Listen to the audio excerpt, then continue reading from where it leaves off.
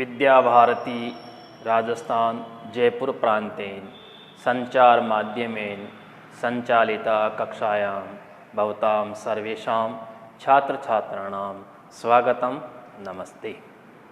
अद्य वयम् अस्माकं पाठ्यपुस्तकं स्पन्दनाया चतुर्थः पाठः जन्मस्व सिंहः दन्तास्ते गणेश्यै इति पाठस्य प्रथम अवतरणस्य अध्ययनं करिष्यामः। सर्वप्रथमम् अहम् अस्य अवतरणस्य वाचनं करोमि, तत्पश्चात् अहम् अस्य पाठस्य हिंदी अनुवादं संस्कृत व्याख्यामपि च करिष्यामि। सर्वे छात्रछात्राः स्वपाठ्यपुस्तकम् उद्घाटयन्तु, पठन्तु च। नेपथ्ये मा खलु चापलं कुरु, कथं गत एव आत्मनः प्रकृति। राजा कर्णं दत्त्वा अभूमि इयम् अविनयस्य, को नु खलु एषः निषिध्यतः शब्दानुसारेण अवलोके स विस्मयम् अये को नु खलु अयम् अनुबध्यमानः तपस्विनीभ्याम् अबालसत्वो बालः। अर्धपीतस्तनं मातुरामृतक्लिष्टकेसरं प्रक्रीडितुं सिंहशिशुं बलात्कारेण कर्षति। ये श्लोक है। तो ये क्या है? ये नाटक है। हमारे जो 10वीं की परीक्षा होगी उसमें एक प्रश्न नाटक के पाठ में से आएगा। नाटक के 2 पाठ अपने पाठ्यक्रम में है, तो इसमें जो गद्यांश देंगे, जो अवतरण देंगे, उसका हमें संस्कृत में उसकी व्याख्या करनी होगी। हिंदी अनुवाद नहीं आएगा, संस्कृत में व्याख्या करनी होगी। तो व्याख्या करने के लिए सबसे पहले हमें इसका हिंदी अनुवाद समझना पड़ेगा और उसके बाद में मैं आपको इसकी संस्कृत व्याख्या भी बताऊंगा। ये नाटक है, इसलिए पहला शब्द इसमें लिखा है नेपथ्ये।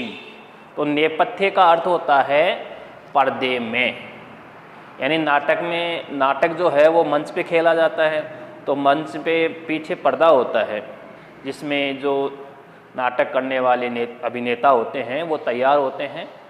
तो ये इसमें कह रहे हैं कि नेपथ्ये यानी पर्दे में या पर्दे के पीछे। माँ खलु चापलम कुरु, यानी पर्दे के पीछे से आवाज़ आ रही है। तो आवाज़ क्या आ रही है? माँ यानी नहीं, मना करने के अर्थ में है ये। माँ ये अव्यय शब्द है जिसका अर्थ होता है मना करना। खलु निश्चित रूप से, चापलम चंचलता, कुरु करो।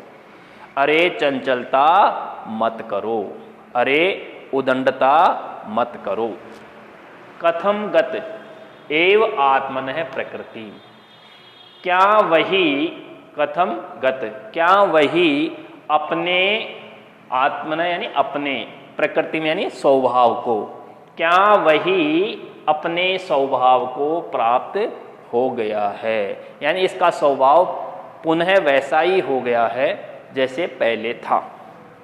माँ खलु चापलम कुरु, अरे चंचलता मत करो, उदंडता मत करो, क्या वही अपने स्वभाव को प्राप्त हो गया है। यानी वो बालक क्या है कि चंचलता कर रहा है, उदंडता कर रहा है, तो वो कह रहा है कि वो तो ये तो अपने स्वभाव को पहले जैसा ही हो गया, यानी ये फिर से वही उदंडता करने लग गया। ये इसका भाव है। इस बात को जो राजा दुष्यंत था, जो महर्षि मरीचि के आश्रम में आकर के रुका हुआ था, वो राजा दुष्यंत इस बात को सुन करके, पर्दे के पीछे जो बातचीत हो रही है उस बात को सुन करके, फिर वो कर्णम दत्वा, कान लगा करके, यानी ध्यान से सुन करके, कर्णम दत्वा का मतलब होता है ध्यान से सुनना, यानी कान लगा करके ध्यान पूर्वक सुन करके। अभूमि इयम अविन्यस्य, अविन्यस्य का मतलब होता है चंचलता या उदंडता। एवं यह अभूमि योग्य नहीं है, यह स्थान चंचलता करने के योग्य नहीं है, यह स्थान उदंडता करने के योग्य नहीं है। यानी ये तो आश्रम है, इस आश्रम में कोई उदंडता क्यों कर सकता है, क्यों करेगा? तो अभूमि अयोग्य है, इयम अविनियस्य उदंडता के योग्य, ये स्थान उदंडता करने के योग्य नहीं है अर्थात अयोग्य है। कोनु खलु खलुवेशः, यहाँ अपन संधि विच्छेद देखेंगे। खलवेश शब्द है तो इसका हो जाएगा खलु और धन एशः, खलवेश यानी ये ऊ का वय हो गया तो ये हो गई आपकी यण संधि, यण स्वर संधि। खलु एश, खलु धन एशः यण संधि हो गई। खलु यानी निश्चित रूप से, एश यानी यह निश्चित दीयते।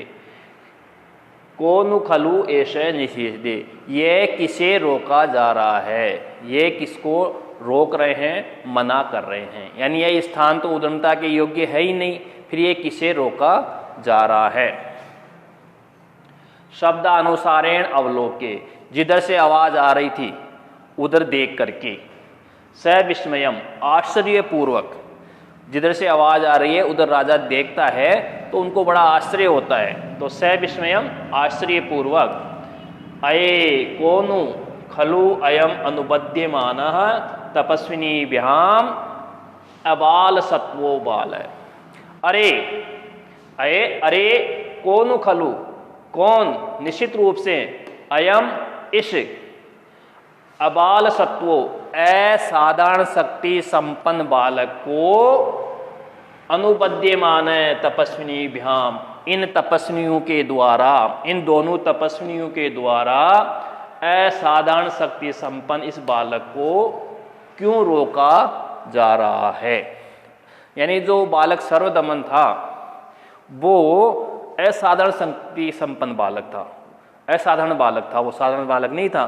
तो राजा कह रहा है कि इस असाधारण शक्ति संपन्न बालक को इन तपस्विनियों के द्वारा क्यों रोका जा रहा है। अब वो बालक क्या कर रहा था वो इस श्लोक में बताया गया है। अर्धपीतस्तनम मातुरामृद क्लिष्ट केसरम प्रक्रीडितुम सिंह शिशुम बलात्कारेण कर्षति। वो बालक सर्वदमन क्या कर रहा है वो इस श्लोक में बताया, कह रहे हैं अर्धपीत स्तनम, जिसने अपनी माता के आधे दूध को पिया है। मातु यानी माता के, यहां भी संधि विच्छेद है, यहां संधि विच्छेद हो जाएगा। मातु विसर्ग आएगा प्लस आमृद,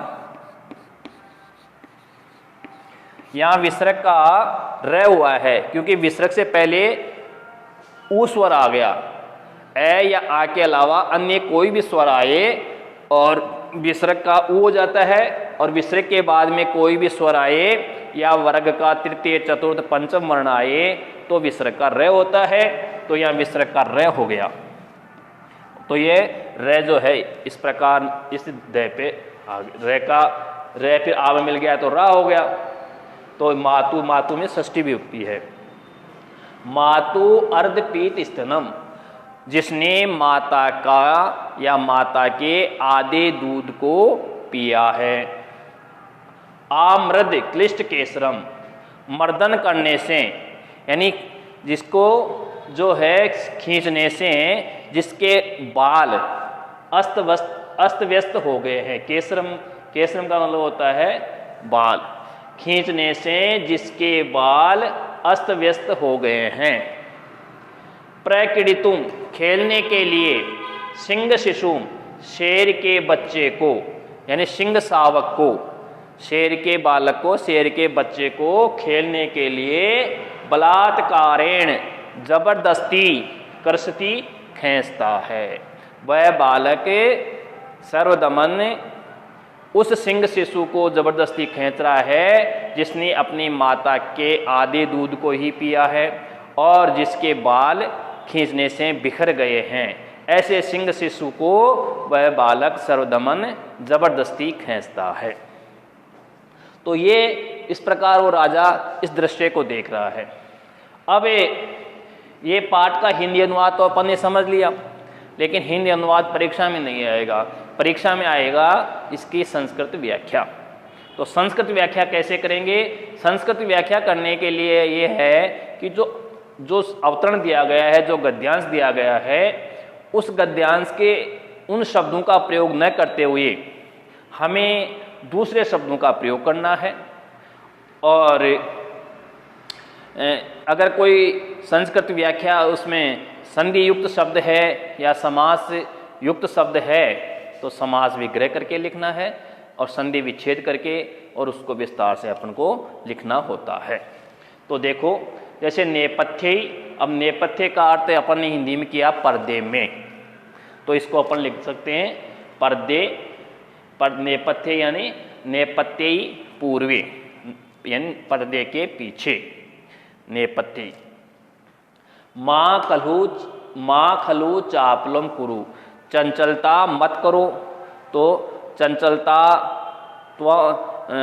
त्वम चंचलताम न कुरु, त्वम चंचलताम न कुरु, क्योंकि यहाँ कुरु शब्द जो है मध्यम पुरुष एकवचन के लिए आया है, तो अपन इसको कह सकते हैं कि तुम चंचलता मत करो। त्वम उदंडताम न कुरु। कथम गत एव आत्मने प्रकृति, अस्य बालकस्य स्वभाव कीदृशः अभवत्, अस्य बालकस्य स्वभाव कीदृशः अभवत्, यानी ये वही अपने स्वभाव को प्राप्त हो गया है। या अपन इसको ऐसे भी कह सकते हैं अस्य बालकस्य स्वभाव पुनः पूर्ववत् अभवत्। राजा नृपः कर्णम दत्वा, यानी ध्यान लगा करके, तो ध्यान पूर्वकेण दृष्टवा, कर्णम दत्वा ध्यान पूर्वकेन दृष्टवा अभूमि इयम अविन्यस्य। तो अपन इसको कह सकते हैं इदम स्थानम उदंडता कृते न अस्ति, इदम स्थानम उदंडता कृते न अस्ति, यह स्थान उदंडता करने के लिए नहीं है। कौन खलु एष निषिध्यते, किसको रोका जा रहा है? तो अपन इसको संस्कृत में ऐसे लिख सकते हैं कथम, किसको, कम अवरुध्यमान, कम अवरुध्यते, शब्द अनुसारेण अवलोके, शब्द के अनुसार देख करके, यानी यत्र शब्द आगच्छति तत्र दृष्ट्वा स विस्मयम आश्चर्यपूर्वकेण अये कोनु खलु अयम अनुबध्यमान तपस्वीभ्याम अबाल सत्वो बाल, इस असाधारण शक्ति संपन्न बालक को तपस्वियों के द्वारा क्यों रोका जा रहा है?